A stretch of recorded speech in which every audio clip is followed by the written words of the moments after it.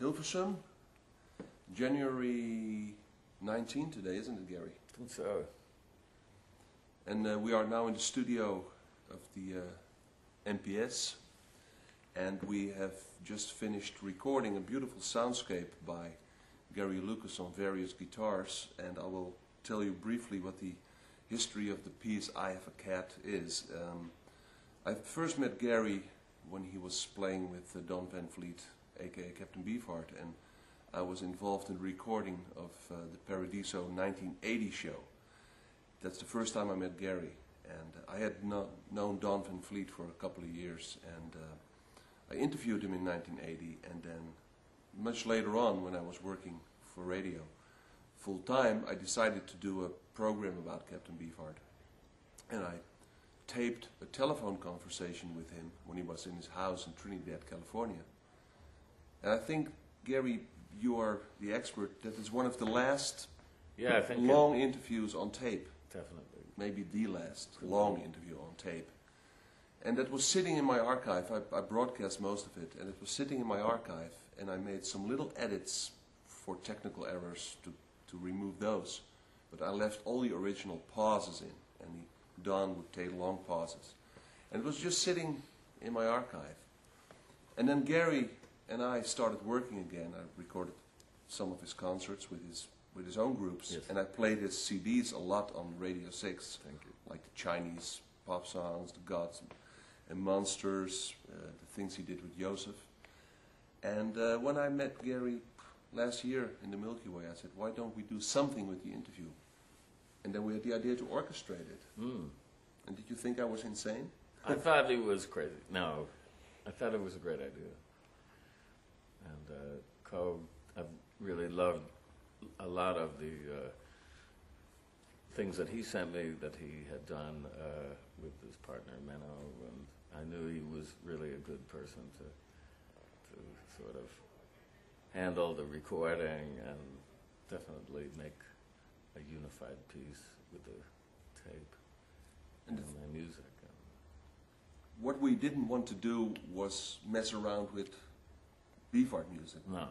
Yes, I would tell anybody up front that if they're hoping to hear Beefheart music, they'll be very disappointed. I wouldn't be so presumptuous as to want to imitate Beefheart's music.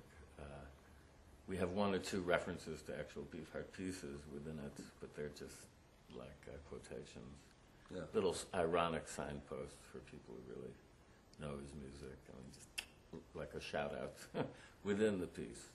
But no, I strictly, ever since I started doing my own music, which really started back in 1988, I have shied away from anything that would be, it all resembled Beefheart music. I think his music is unique and fantastic in its own right.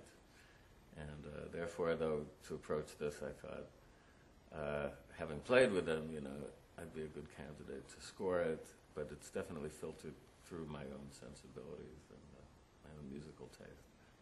And the thing that we decided to do is treat the interview as a musical track. Right. It's more that the interview is, of course, there's information in there, but the way Don's voice sounds and the way he takes his timing and the phrasing, Gary approached that as a musical track. And how was it for you to not to be a backup for a vocalist, but more to interact with spoken word? I thought it was really a terrific challenge, but a lot of fun to realize it, because I made sure that I wasn't all that familiar with the interview before I went in there. That's how I think you get the best spontaneous reactions as an improviser. And, the technology of the studio with headphones and hearing a playback is really a good way to begin, but again, I've always felt a bit uncomfortable with phones.